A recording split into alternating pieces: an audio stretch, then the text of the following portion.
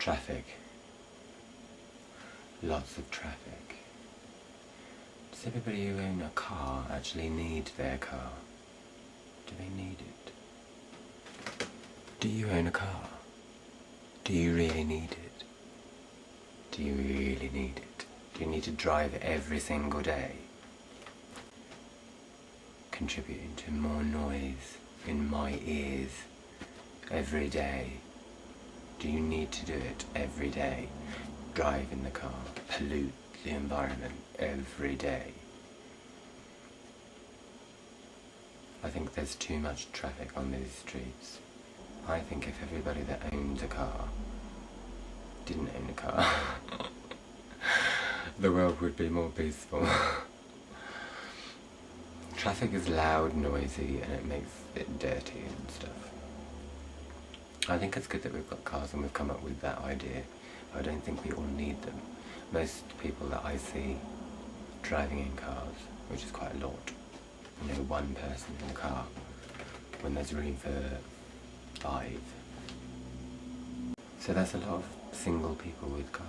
And that's not necessary really, especially considering quite a percentage that actually do most of their driving around the town they live in.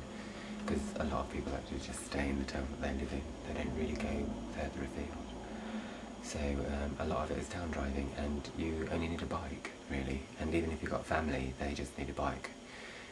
Children can ride bikes, so they can cycle places. And it would be quite nice if the government did something about our cycle lanes, because the cycle lanes have got much better in this country. But they're not perfect, and we're probably never going to get perfect cycle lanes. However, the cycle lanes that we have are on the path. They're on the path.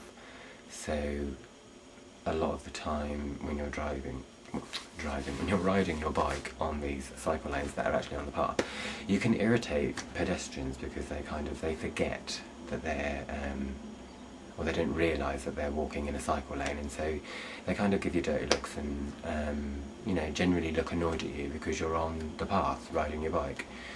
And it's a little bit irritating for the cyclist because you feel like, well, actually you're in a cycle lane, so, you know, hello, awareness. So, but no, what I think would remedy that is if our government took some advice from people in Holland, although it is flatter over there, but they have fabulous cycle lanes. They have like little cycle highways that are you know, separate from the cars. And I cycled for 2.5 days in Holland, from Amsterdam to the Hook of Holland, and there was hardly any cars, lots of cyclists, and very good cycle lanes. So Holland has good cycle lanes. I think England could have better cycle lanes, to be honest. And it's like the Holland government, you know, somewhere along the line they have the money to build these cycle lanes, and it's very clean and tidy over there as well.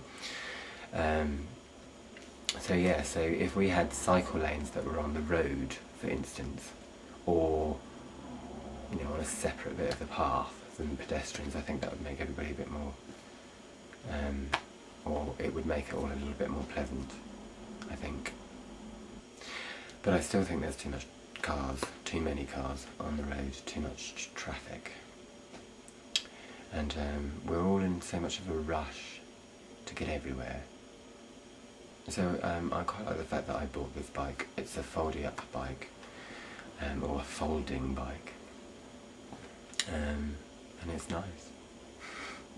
Because it chills me out and it sits me up in a nice posture, so I don't feel like I need to go mad. And if I do go quick, it's my legs that don't work, so I get nice legs and a nice butt.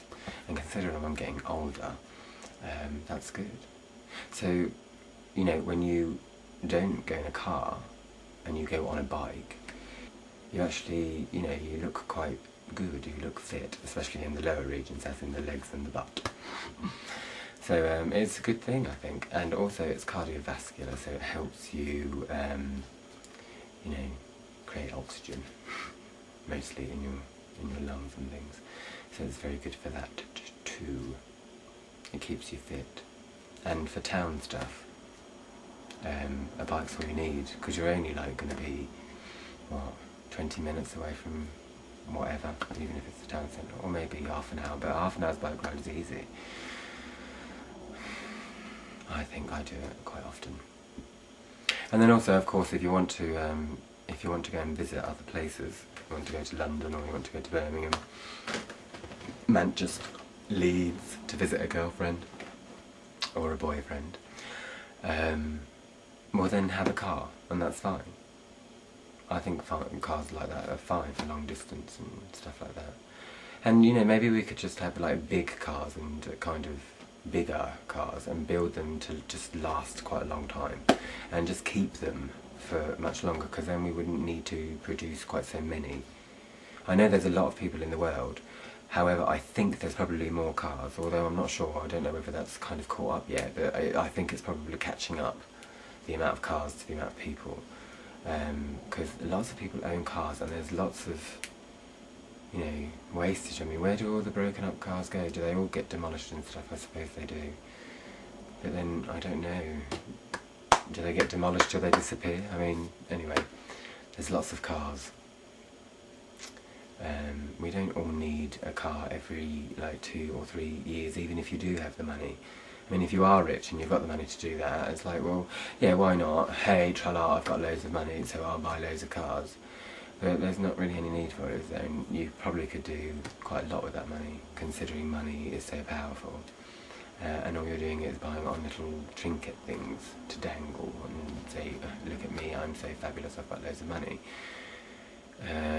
I'd look at you and think you were fabulous if you did other things with your money, other than wear it.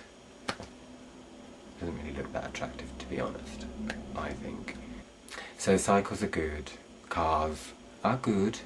They're a very good invention. However, should be minimised.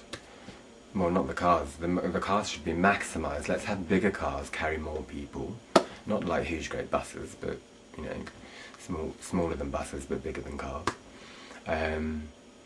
But reduce when we use them. When we go further afield, we take the car and we take people with us, or, you know, whatever. Or, you know, if you live alone.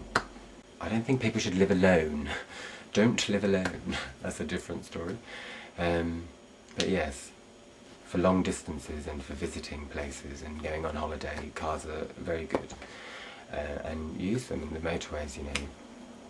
But for everyday use, and if you work, you know, if you work in miles away from where you live, why? There's no need to. Get the train. Yeah, so in a way in some ways it's a complaint, because the traffic noise really bugs me, especially when I'm trying to listen to things. I don't really watch the TV all that much, but I do like to listen to music, and also I do stuff like this, videoing, and I like to concentrate, and so the traffic going by my head doesn't really help me to concentrate. And I think, actually, this is a really nice house, it's a shame about the street outside.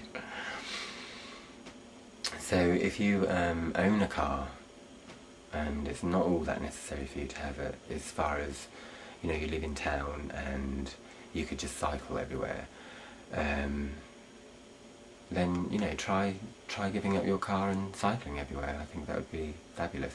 And also, if enough people did it, like they do in Holland, then we'd have better cycle lanes and stuff, I think, because more money would be put into it, I imagine. I don't know. So I think people would have to get out of their cars and cycle. I think I'd like to see that in England. I liked that about Holland. It was, I don't know, it had a positive effect on me, seeing people on cycles.